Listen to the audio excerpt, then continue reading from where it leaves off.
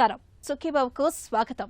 ఈ రోజు సుఖీభవలో రంగుల ఆహారంతో బేషైన ఆరోగ్యం, అలారం శబ్దంతో గుండెపోటు ముప్పు, థైరాయిడ్ ఉంటే పిల్లలు పుట్టరా, పిల్లల్లో ఫ్లూ జ్వరం కంకారొద్దు, ఇంకా హెల్త్ టిప్. ఆకాశంలో సప్త వర్ణాలతో శోభించే హరివిల్లు అంటే అందరికీ ఇష్టమే. రకరకాల రంగుల్ని చూస్తూ మురిసిపోతాం. అలాగే మనం రోజూ తీసుకునే ఆహారంలో కూడా అన్ని రకాల రంగులతో కూడిన కాయగూరలు, ఆకుకూరలు ఉండేలా చూసుకుంటే మన ఆరోగ్యం హరివిల్లులా దివ్యంగా బేషుగ్గా ఉంటుంది. ఆకుపచ్చ, ఎరుపు, పసుపు మొదలైన రంగుల్లో కనిపించే ఆహారాల్లో విభిన్నమైన పోషకాలు దాగి ఉంటాయి. వాటిని నిత్యం తీసుకోవాలని చెబుతారు పోషకాహార నిపుణులు. మన శరీరానికి కావలసిన శక్తిని, ఆరోగ్యాన్ని అందించే రెయిన్బో డైట్ గురించి ఇప్పుడు తెలుసుకుందాం.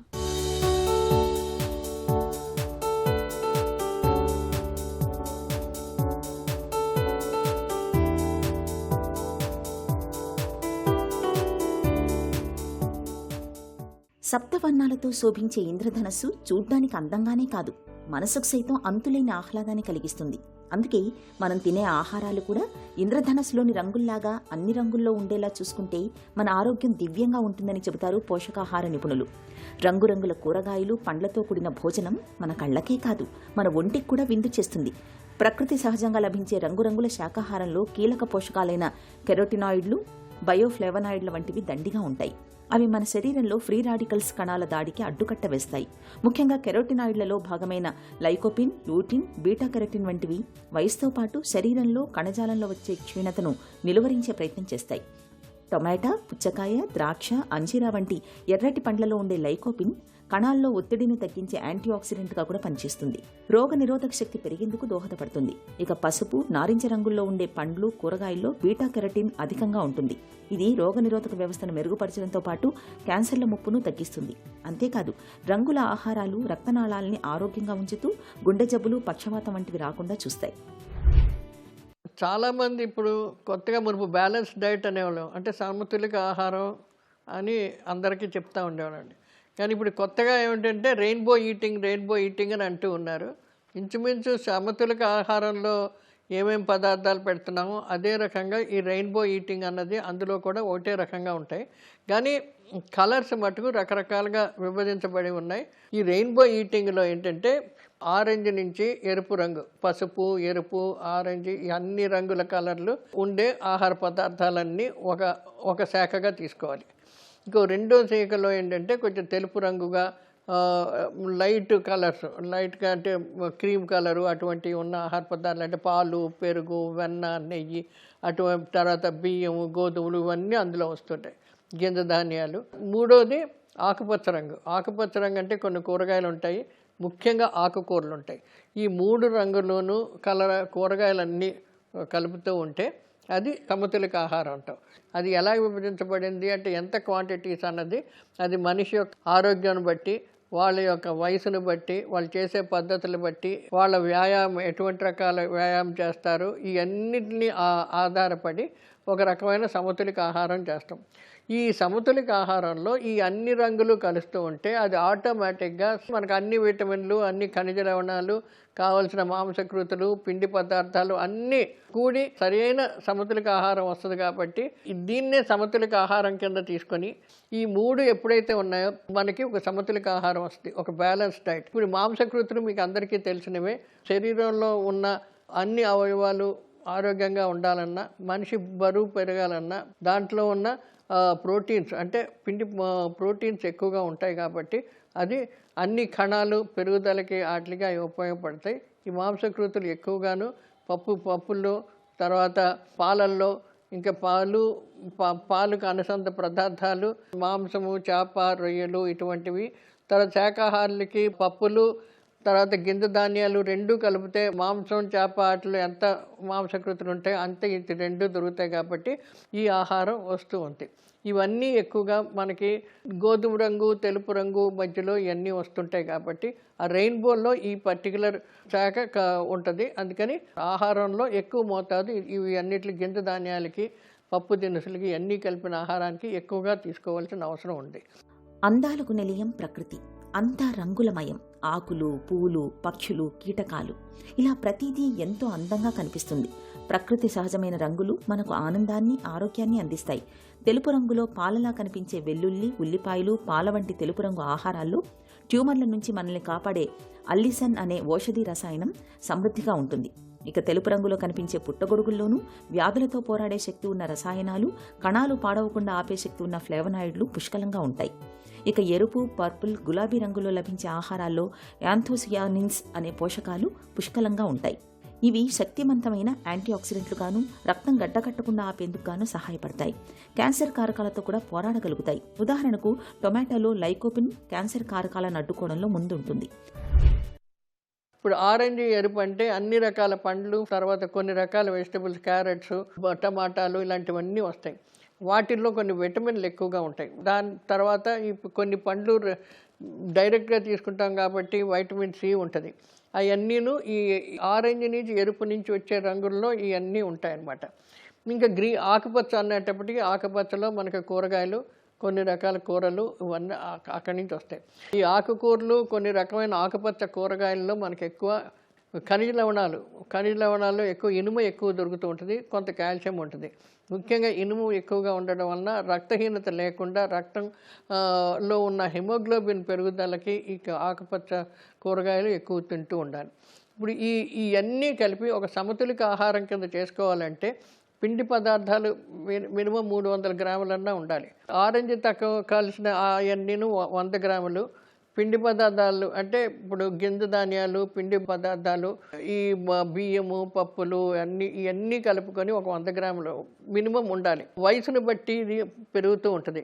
బాగా పెరిగిన యువతులు కానీ, లేడీస్ కానీ ఎవరన్నా ఉంటే వాళ్ళకి మినిమం 300 గ్రాములు ఉండాలి. పెరిగే వయసు చిన్నపిల్లలందరికీ 100 గ్రాములు ఉండాలి. ఇకపోతే ఆకుకూరల్లోనేమో ఒక 100 గ్రాములే ఉండాలి. ఇంకా ఇతర కూరగాయలు, పాలు ఇవన్నీను 100 గ్రాములు ఉండాలి. ఇవన్నిటికంటే ముఖ్యంగా మనం ఈ మంచి ఆరోగ్యంగా ఉండాలి అంటే ఈ రెయిన్బో ఈటింగ్లో ఉప్పు శాతం ఒక స్పూను అంటే 2.5 గ్రాములు ఉండాలి. అంతకంటే ఎక్కువ తీసుకుంటే బీపీ ఎక్కువగా పెరిగిపోతుంది. బీపీ ఉన్నవాళ్ళు కానీ, బీపీ లేని వాళ్ళు కానీ అంతకంటే ఎక్కువ తీసుకోవడం మంచిది కాదు. పంచదార కూడా తీపి పదార్థాలు ఏదన్నా ఉంటే మ్యాక్సిమం 30 గ్రాముల కంటే ఎక్కువ ఉండకూడదు. ఎక్కువ ఉన్న కొలదికి క్యాలరీస్ పెరిగిపోతాయి. అదే రకంగా ఇంధనం ఇచ్చే నూనెలు కూడాను బాగా తగ్గించుకోవాలి. రోజుకు 30 గ్రాముల కంటే ఎక్కువ ఉండకూడదు. ఇలాగ ఉంటే మనకి ఒక సమతులిత ఆహారం కింద వస్తుంది. మనం ఈ రెయిన్బో ఈటింగ్లో మనం కరెక్ట్గా ఫిట్ అవుతూ ఉంటుందన్నమాట. ఇంక రోజుకి మంచినీళ్ళు కూడాను కనీసం 1-2 లీటర్లు నీళ్లు తాగుతూ ఉంటే మనకి అరిగిన పదార్థాలన్నీను వివిధ భాగాలకి వెళ్ళడానికి అన్నిటికీ సులభంగా జరుగుతూ ఉంటుంది. తర్వాత మలం కూడా గట్టి పడిపోకుండా, వాళ్ళకి మోషన్ సరిగ్గా అవ్వకుండా గట్టిగా పడిపోయిందని చాలామంది బాధపడుతుంటారు. కాబట్టి కనీసం 2.5 లీటర్లు మంచినీళ్ళు రోజు తాగుతూ ఉండాలి.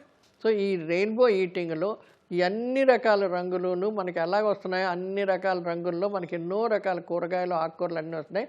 అవన్నీ ఎప్పుడైతే మనం మన సమతులిత ఆహారంలో ప్రతిరోజు దీంట్లో మనం తీసుకుంటామో అదే మనకి సరి అయిన సమతులిత ఆహారం వస్తుంటుంది. అన్ని వయసుల వారికి ఆ రంగులన్నీ పాటిస్తే అన్ని వయసుల వారికి ఆరోగ్యకరంగా ఉంటారు. ప్రకృతి సిద్ధంగా వివిధ రంగుల్లో లభించే ఆహారాల్లో దేని ప్రత్యేకత దానిదే. ఉదాహరణకు పసుపు రంగును తీసుకుంటే పసుపు రంగులో లభించే ఆహారాలు మనలో రోగనిరోధక శక్తిని పెంచుతాయి. ఆరెంజ్ రంగులో ఉండే ఆహారాల్లో బీటా క్రిప్టాక్సాన్సిన్ అనే యాంటీ ఆక్సిడెంట్ ఉంటుంది. వీటిలో రోగనిరోధక శక్తిని పెంచే విటమిన్ సి ఉంటుంది. ఇది శరీర కణాలు పాడవకుండా ఆపుతుంది. కళ్లకు రక్షణ కూడా ఇస్తుంది. ఆకుపచ్చ రంగులో లభించే ఆహారాల్లో ఐరన్, కాల్షియం, ఖనిజ లవణాలు ఎక్కువగా ఉంటాయి. ఆకుపచ్చని ఆకుకూరలు రక్తహీనతను నివారిస్తాయి, కంటి జబ్బులు రాకుండా కాపాడతాయి. క్యాన్సర్తో పోరాడే లివర్ ఎంజైముల ఉత్పత్తికి ఆకుపచ్చని ఆహారాలు బాగా తోడ్పడతాయి. బ్రౌన్, ఆరెంజ్ రంగు ఆహారాల్లో విటమిన్ ఏ ఎక్కువగా ఉంటుంది. కంటి జబ్బులు రాకుండా బీటా కెరటిన్లు కాపాడతాయి. చర్మాన్ని ఆరోగ్యవంతంగా ఉండేందుకు దోహదం చేస్తాయి. చూసారా, ప్రకృతి సహజమైన ఆహారాలు మన ఆరోగ్యానికి ఎంత మేలు చేస్తాయో. అయితే ఇవన్నీ ప్రకృతి సిద్ధమైన రంగుల్లో లభించే ఆహారాలు మాత్రమే సుమా, కృత్రిమ రంగులు కలిపిన ఆహారాలు కాదని గుర్తుంచుకోండి. హెల్త్ న్యూస్ మీకోసం. పొద్దున్నే వినిపించే అలారం మోత కారణంగా గుండెపోటు, పక్షవాతం ముప్పు పెరుగుతున్నట్లు యూనివర్సిటీ ఆఫ్ వర్జీనియాకు చెందిన పరిశోధకుల తాజా అధ్యయనం పేర్కొంటుంది. 32పై ఈ అధ్యయనం నిర్వహించారు. 2 రోజుల పాటు వారంతా నిద్రలో స్మార్ట్ వాచ్లు, ఫింగర్ బ్లడ్ ప్రెషర్ కప్స్ ధరించి అందులో పాల్గొన్నారు. ఎటువంటి అలారం లేకుండా సహజంగా నిద్ర లేవమని మొదటి రోజు పరిశోధకులు ఆ 32 మందికి సూచించారు. రెండో రోజు 5 గంటలకు పైగా నిద్రపోయిన తర్వాత అలారం పెట్టుకుని లేవమని చెప్పారు. ఈ 2 ఫలితాలను పరిశీలించినప్పుడు సహజంగా, బలవంతంగా మేల్కొనడం మధ్య బ్లడ్ ప్రెషర్లో పెరుగుదలను గుర్తించారు. సహజంగా నిద్రలేచే వారితో పోలిస్తే 74% అధికంగా బ్లడ్ ప్రెషర్ ఉన్నట్లు వెల్లడించారు. అలారం శబ్దం మన శరీరంలో ఒత్తిడిని ప్రేరేపిస్తుంది. ఆ స్పందన కారణంగా కార్టిసోల్, అడ్రినలిన్ విడుదలవుతుంది. ఈ హార్మోన్లు గుండె వేగాన్ని పెంచుతాయి, రక్తనాళాలు కుచించుకుపోయేలా చేస్తాయి. అవి బీపీని పెంచేందుకు కారణమవుతున్నాయని పరిశోధకులు గుర్తించారు. నిద్ర లేవగానే ఇలా బీపీ పెరగడాన్ని మార్నింగ్ బ్లడ్ ప్రెషర్ సర్చ్గా పిలుస్తారు. నిద్ర సరిపోనప్పుడు ఈ ప్రభావం ఎక్కువగా ఉంటుంది. ఇలా ఉదయం పూట అలారంతో బీపీ పెరగడం తాత్కాలికమే అయితే ప్రమాదం లేదు. కానీ తరచుగా అదే పరిస్థితి ఎదురవడం, ముఖ్యంగా గుండె సంబంధిత సమస్యలు ఉన్నవారికి ప్రమాదకరమని పరిశోధకులు చెబుతున్నారు. రోజూ ఒకే సమయానికి నిద్రపోవడం, లేవడం ద్వారా అలారాన్ని దూరంగా ఉంచవచ్చు. ఆవలింతలు, అలసట వంటి శరీరం ఇచ్చే సిగ్నళ్లను గుర్తించి నిద్రకు ఉపక్రమించేలా చూసుకోవాలి. వ్యాయామాన్ని ఒక అలవాటుగా మార్చుకోవాలి. పక్క మీదకు సహజంగా కాంతి వచ్చేలా చూసుకోవాలి. అయితే ఇదంతా ఒక పైలట్ స్టడీ మాత్రమే కావడంతో ఈ అధ్యయనంపై మరింత విస్తృతంగా పరిశోధన జరగాల్సి ఉందని పరిశోధకులు పేర్కొంటున్నారు. థైరాయిడ్ సమస్యలతో బాధపడుతున్నప్పుడు గర్భం రాదని, ఒకవేళ గర్భం వచ్చినా నిలవదనే నమ్మకం మనలో చాలా మందిలో ఉంది. థైరాయిడ్ లోపాల మూలంగా ఇటు గర్భిణీకి, అటు పుట్టబోయే బిడ్డకు సమస్యల తాకిడి పెరుగుతుందని బలంగా నమ్ముతూ ఉంటారు. అసలు ఈ నమ్మకాల్లో నిజమెంత? థైరాయిడ్ లోపాలు ఉన్నప్పుడు నిజంగానే గర్భం ధరించడం కష్టమా? ఆసక్తికరమైన ఈ విషయం గురించి డాక్టర్ ఏం చెబుతున్నారో ఇప్పుడు విందాం. థైరాయిడ్ ప్రాబ్లంలో 2 రకాలు ఉంటాయి. హైపోథైరాయిడిజం అంటే కనుక థైరాయిడ్ హార్మోన్ ఉండవలసిన దానికంటే తక్కువ ఉంటాం. హైపర్ థైరాయిడిజం అంటే కనుక థైరాయిడ్ హార్మోన్ ఉండవలసిన దానికంటే ఎక్కువ ఉంటాం. ఈ 2 రకాల ప్రాబ్లమ్స్లో ఏమవుతుందంటే పీరియడ్స్ ఫస్ట్ ఇర్రెగ్యులర్ అయిపోతాయి. సో పీరియడ్స్ ఇర్రెగ్యులర్ అయిపోయినప్పుడు ఓవులేషన్ అంటే అండం ఎప్పుడు విడుదల అవుతుంది అనేది మనం కనిపెట్టలేము. దానివల్ల ఇన్ఫర్టిలిటీ ప్రాబ్లమ్స్ వస్తాయి. అదే కాకుండా పిండం అతుక్కోవటం, గర్భసంచిలో అతుక్కోవటం కూడా ప్రాబ్లం అవుతుంది. సో దానివల్ల మిస్క్యారేజ్ అంటే అబార్షన్స్ కూడా ఎక్కువ జరుగుతాయి ఈ ప్రాబ్లం ఉన్నప్పుడు. ప్రెగ్నెన్సీలో హైపోథైరాయిడిజం అనేది చాలా కామన్. 100 మందిలో 10 నుంచి 15 మందికి మనం ఈ ప్రాబ్లం చూస్తూ ఉంటాము. హైపర్ థైరాయిడిజం అనేది కొంచెం రేరు. 1000 మందిలో ఒక 10 నుంచి 15 మందికి చూస్తాము. కానీ 2 ఈక్వల్గా ప్రమాదమే. మనం గనక వాటిని కనిపెట్టి ట్రీట్మెంట్తో సరిచేయకపోతే కనుక రెండింటి వల్ల తల్లికి, బిడ్డకి ఇద్దరికి నష్టం జరుగుతుంది 2 రకాల ప్రాబ్లమ్స్ వల్ల. హైపోథైరాయిడిజం వల్ల యూజువల్గా పేషెంట్స్ ఏం కంప్లైంట్ చేస్తారంటే ఎక్కువ బరువు పెరిగిపోవటం, ఆయాసంగా ఉండటం, నీరసంగా ఉండటం, ఇంకా కాన్స్టిపేషన్ ప్రాబ్లమ్స్, చలి తట్టుకోలేకపోవటం, ఇలాంటి ప్రాబ్లమ్స్ అన్ని మనం హైపోథైరాయిడిజంలో చూస్తూ ఉంటాము. హైపర్లో ఏమవుతుందంటే కనుక వాళ్ళు బరువు కోల్పోతూ ఉంటారు, వేడి తట్టుకోలేరు, ఎక్కువగా యాంగ్జైటీ, ఇన్సోమ్నియా, నిద్ర పట్టకపోవటం ఇలాంటి ప్రాబ్లమ్స్తో ఇబ్బంది పడుతూ ఉంటారు. సో ఈ ప్రాబ్లమ్స్ వల్ల తల్లికి వచ్చే ఇబ్బంది ఏంటంటే కనుక హైపోథైరాయిడిజంలో ప్రీటర్మ్ లేబర్ అంటాము, అంటే నెలలు నిండకుండా ముందే కాన్పోవటం, ఐయుజిఆర్ అంటే బిడ్డ సరిపడా బరువు పెరగకపోవటం, ప్రీ ఎక్లాంప్సియా అంటే ప్రెగ్నెన్సీలో బీపీ పెరిగి ప్రీ ఎక్లాంప్సియా ప్రాబ్లమ్స్ రావటం, అబార్షన్స్ ముందా చెప్పుకున్నట్టు అబార్షన్స్ ఇలాంటి ప్రాబ్లమ్స్ కూడా జరుగుతాయి. హైపర్ థైరాయిడిజంలో ఏం జరుగుతుందంటే సేమ్ ఆల్మోస్ట్ ఇలాగే ఉంటుంది. కానీ దీంతో పాటు ఇంకా పాల్పిటేషన్స్ అంటే గుండె బాగా ఎక్కువ కొట్టుకోవటం, ఆలిగో అమ్నియస్ అంటే ఉమ్మనీరు తగ్గిపోవటం, ఇట్లాంటి ప్రాబ్లమ్స్ ఉంటాయి. ఫ్లూ సీజన్ మొదలైంది. ముఖ్యంగా పెద్దలతో పోలిస్తే పిల్లల్లో ఫ్లూ జ్వరాల తాకిడి ఎక్కువగా ఉంటుంది. ఇన్ఫ్లుయెన్జా, పారా ఇన్ఫ్లుయెన్జా వైరస్ల కారణంగా తలెత్తే ఫ్లూ జ్వరాలు పిల్లల్ని బాగా చికాకు పెడుతూ ఉంటాయి. ఫ్లూ బారిన పడ్డప్పుడు పిల్లల్లో తీవ్రమైన జ్వరంతో పాటు ముక్కు కారడం, ఒళ్ళు నొప్పులు, గొంతు నొప్పి, దగ్గు, నీరసం వంటి లక్షణాలు కనిపిస్తూ ఉంటాయి. ఫ్లూ జ్వరాలు ప్రమాదకరం కాకపోవచ్చు, కానీ నిర్లక్ష్యం చేస్తే అవి పిల్లలకు న్యూమోనియా వంటి ప్రమాదకరమైన సమస్యలను తెచ్చిపెట్టే ప్రమాదం ఉంటుందని గుర్తుంచుకోవాలి. పిల్లల్లో ఫ్లూ జ్వరాల గురించిన మరిన్ని వివరాలను డాక్టర్ని అడిగి ఇప్పుడు తెలుసుకుందాం.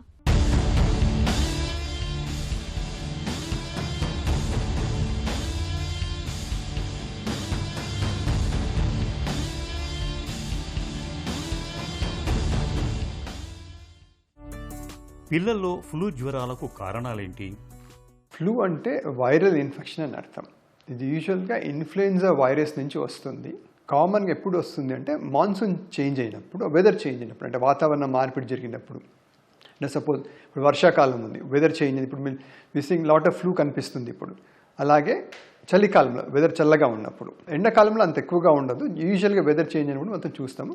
సెకండ్ రీజన్ ఏంటంటే ఓవర్ క్రౌడింగ్ ఎక్కువగా ఉన్నప్పుడు, అంటే ఇప్పుడు పిల్లలు స్కూల్కి వెళ్ళినప్పుడు, పిల్లల్లో ఎక్కువగా ఎందుకంటే దేర్ మోర్ రిస్క్, వాళ్ళకి ఎక్కువ రిస్క్ ఉంటుంది ఫ్లూ నుంచి. ఈవెన్ అడల్ట్స్ కూడా రావచ్చు, బట్ పిల్లలు ఎక్కువ రిస్క్ ఎక్కువగా ఉంటుంది. బికాజ్ ఎందుకంటే అది ఇమ్యూనిటీ పవర్ అంటే రోగ నిరోధక శక్తి తక్కువగా ఉంది కంపేర్ టు అడల్ట్, అందుకని పిల్లలు ఎక్కువగా వస్తుంది. ఓవర్ క్రౌడింగ్ ఉన్నప్పుడు ఒక క్లాస్లో ఒక అబ్బాయికి వచ్చింది అంటే మిగతా పిల్లలకి వచ్చే అవకాశం ఉంటుంది. అట్లాగే ఇంట్లో కలిసిమెలిసి ఉన్నప్పుడు ఒకరికి ఇంట్లో వచ్చినా కూడా మిగతా వాళ్ళకి వచ్చే అవకాశం ఉంటుంది. ఫ్లూ తాలూకు లక్షణాలు ఎలా ఉంటాయి? ఇప్పుడు ఏంటంటే ఫ్లూ వచ్చినప్పుడు ఏంటంటే జనరల్ లక్షణాలు ఎలా ఉంటాయంటే హై ఫీవర్స్, అధిక జ్వరం అంటగా, ఫీవర్ ఎక్కువగా ఉండడం, బాడీ పెయిన్స్, రనీ నోస్ అంటే జలుబులాగా, దగ్గులాగా, కొంత సోర్ థ్రోటు ఇలాగ ఉంటుంది. పిల్లల్లో ఫ్లూ జ్వరం ప్రమాదమా? కాంప్లికేషన్లు ఎలా ఉంటాయి?